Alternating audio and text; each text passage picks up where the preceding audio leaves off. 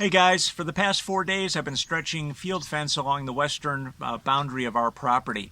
When we bought this property back in December, the entire 8 acres was fenced in, but unfortunately this one stretch of fence was in a road easement, so we were obligated to move it.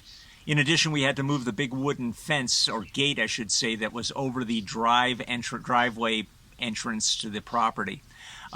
We did a videotape of that where a handyman came over with his large lift and helped us out, and I'll leave a link to that video in the description below. So what we did was, when we bought the property, we had to pull out the old fence. It was about 660 feet of it, remove all the T-posts, and then we reestablished the proper fence line and put the T-posts in and put in 4x4s strategically placed along that stretch of fence, so that we could install a new fence at a later date. Well, that later date has been the last 4 days. Yvonne is on vacation right now, so I figured this is a good time to get this kind of work done. Although I must admit it would have been a lot easier had she been here. But it kept me busy. So in this video I'll show you the process of stretching the field fence. Unfortunately, it's a difficult process to do by yourself, in that there's just a lot of fiddling and a lot of walking along this like 150-foot stretch of fence that you're stretching. And so as a result, the making of this video was rather difficult. I hope I can bring it together so that it makes sense in the editing. If you have any questions, just leave them in the comment box below and I'll do my best to answer the questions. Okay, let's get started. There's an old phrase, I'd rather be lucky than good. Well, I'd rather be both, but in this case, I'll take lucky. I just grabbed one of the rolls of field fence, started at the far end at that post that I showed you in the first clip, and unrolled it here to the second post, and I have a whopping maybe 6 feet left over. So I really got lucky in terms of the length of that roll. So I'll be able to stretch it to this post, and then I've got another T-post stuck in there. I don't know if you can see it right there in the trees, right? And what I'll do is I'll just then attach it to that. It won't be under high tension, but it'll be enough to keep the critters out, hopefully the javelina and things like that out. So I got lucky. I'm going to go grab my tools and start a stretching. Okay, I'm going to assemble the tools that I need, and for this job I'm going to want to have fencing pliers, staples. These are 1.5-inch staples. I like the barbed staples because they kind of prevent being pulled out, but I didn't have any over at Tractor Supply, so I just got the regular galvanized ones. They should be fine. Hammer. I don't think I'll need it, but I'm going to take my little pry bar with me just in case I need a little extra leverage. I got a pair of these Grease Monkey thin working gloves, and these are pigskin gloves. I picked these up at Harbor Freight. They're like $6 a pair. They're really awesome. If you ever work with things that poke and stick, like barbed wire or mesquite trees or cactus or anything else, these pigskin gloves are really tough, and for $6, I mean, you can't beat it. And then last but not least, I'm going to need a come-along, and this is going to be used to stretch the fence. Actually, almost forgot the main thing, and that is my fence stretcher. And every time I pull this out, I have to think of Doug from Off Grid with Doug and Stacy, because I watched him build this thing in a video, and it really works well. Now, I did change up the design a little bit. The first time I made this thing, I used a screw hook in here, and I was right here, and I was putting so much tension on that screw hook I would literally bend it open. So I went and got this heavy-duty D-ring, lag bolted it down to one of the 2x4s with like 2-inch lag bolts, and I think that is going to work without a hitch.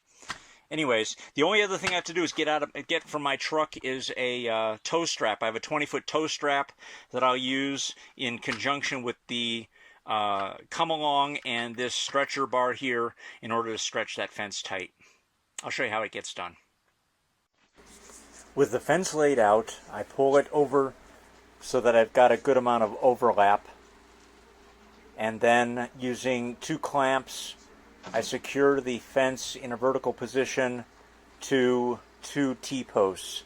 This takes the pressure off of the end of the fence so that I can position it properly and staple it to the post using those 1.5-inch staples.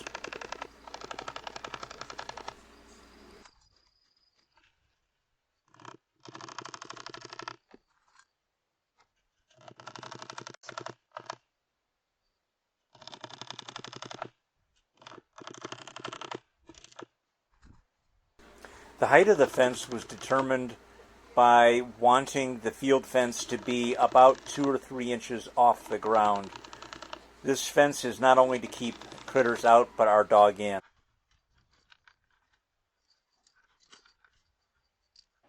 So here I am attaching the stretcher to the fence and now the come along. Using the come along is a little awkward for me. I don't use it very often, but with the aid of the instructions, I'm able to figure it out. I've got a 20-foot tow strap that I've attached to the trunk of a mesquite tree, and now I'm going to begin to start stretching the fence. You can kind of see how awkward this is, trying to make it a one-man job. It would have been a little bit easier to have an assistant, but you got to do what you got to do. At this point, I'm looking at the fence, realizing that fence stretcher's got to sit up a little higher, and on a property full of rocks, I ended up walking pretty far away to get a rock big enough to sit that fence that fence stretcher on. Okay, with the fence stretcher sitting at the proper height, I'm able to staple off this stretched end of the fence.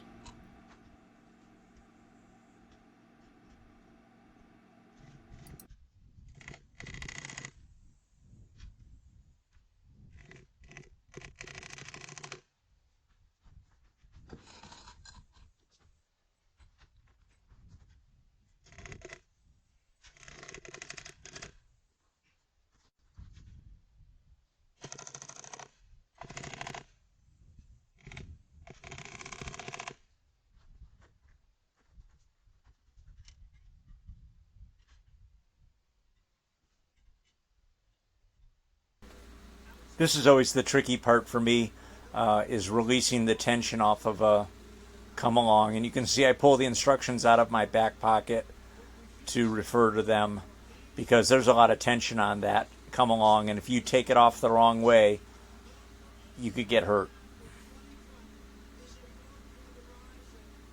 There you go. I finally got it figured out.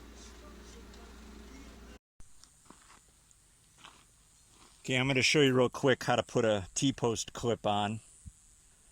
I came out here last night to work on the fence, and I just bought T-post clips over at Tractor Supply, and there was some funky shape that I didn't really know. I tried one, it just didn't work, so I went there this morning, returned those, and picked up the traditional T-clip, where you have a horn on one side and a hook on the other side.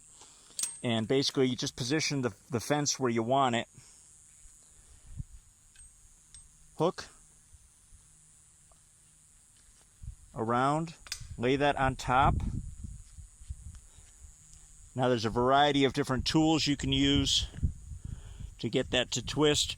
I've got a tool that's used for wire twisting, and I've also got a nail set. This nail set is kind of nice. It fits right in.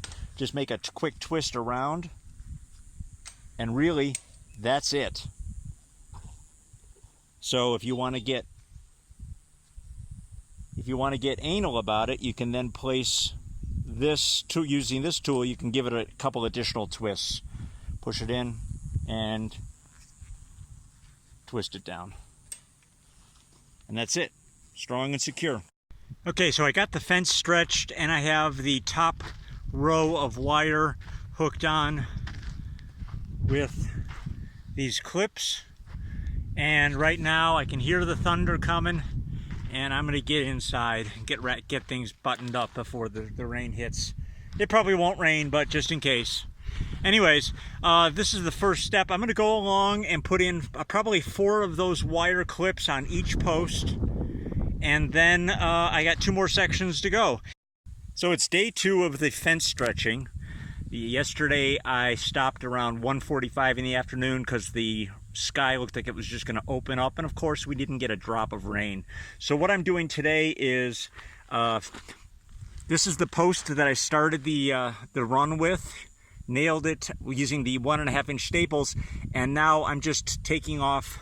I cut off the excess here and tied the tails back over, and I'm using a little tool that actually I used over at Handyman's. Let me see if I can find it. And it was for, here we go. It was for twisting wire, and I thought I'm just going to make one. You know, it's not a real complicated tool, but I was at Tractor Supply this morning because I needed T-post clips, and it was $3. So I thought, okay, I'm going to buy it. And what I do is I wrap some electrical tape around it, because twice I had it slip out of my hand over at Derek's place while we were building his gabion wall. And I thought, man, let me just put a little electrical tape around it. Maybe it'll give me a little bit better grip. Anyways, so you're able to get nice, clean wraps with this tool. And so now the first row, or the first run, I should say, of fence, about 160 feet of it has been stretched. And now what I'm going to do is I'm going to take the second run, attach it to this same post, and run it about 160 feet or so down to the corner of the property, right about there. I've started on the second run of fence. The first step was to roll the fence out, and all the way at the end, way out there, you can see the end of the roll. And then what I've done is I've used a couple clamps, like welding clamps, and I have the field fence held up just temporarily in a vertical position to a couple T-posts, and that allowed me to get the first get this end nailed in. So what I did was I just used the same staples, stapled this all the way down, and then took the little bit that was left over and gave it a twist.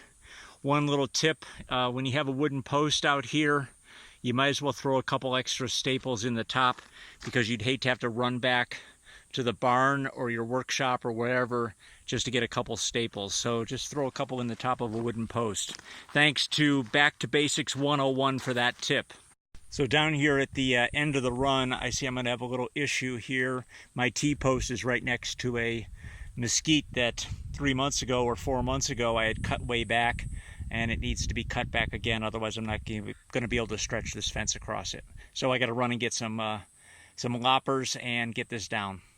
Okay, so I've got it stretched about as tight as it'll go, and I've learned from past experience, don't try to over tighten it, because this field fence will break.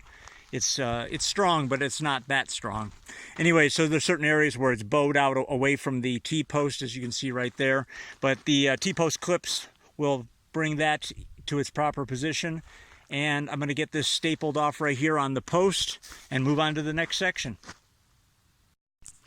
Okay, so I've got this now stapled off, ends tie wrapped around, and as you can see, it's standing up pretty straight. It is tight, that's for sure. And you want to come along here and snap it, it's tight. So it is now the heat of the day. It's probably 103 outside, and the monsoons are coming, so we're at about 40% humidity, which is way more than we're used to having here. So I'm going to call it an afternoon. I'll probably come out here this evening when the sun goes down and start securing the fencing to the T-posts. I'll see you in a little while. I'm working on the last stretch of fence, and if you can see the American flag back there in the background, that's the other side of our driveway, and that post right there is where I'm going to make the first connection, and I'm going to run it down here all the way. Oh, by the way, there's my first mend, or I should say maybe not mend, but really connection, where I had to connect 2 pieces together. And I rolled it out, and I had 2 pretty good long pieces. And I have to go all the way down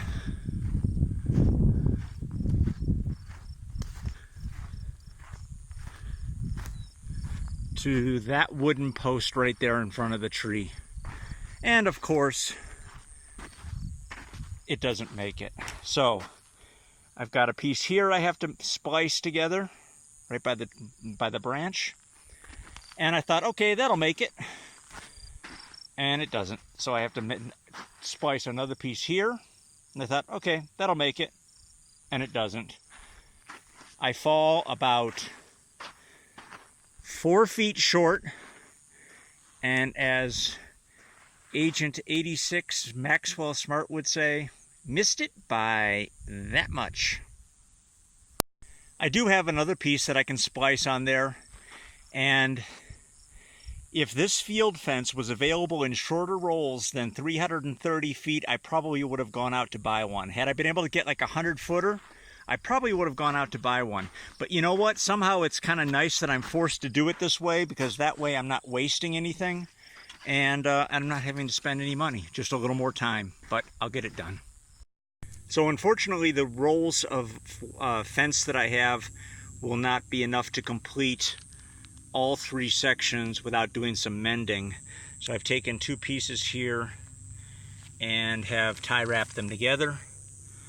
Should be strong enough, doesn't look too bad. Hopefully it'll be in an inconspicuous spot. And now I'm going to see if this roll is long enough.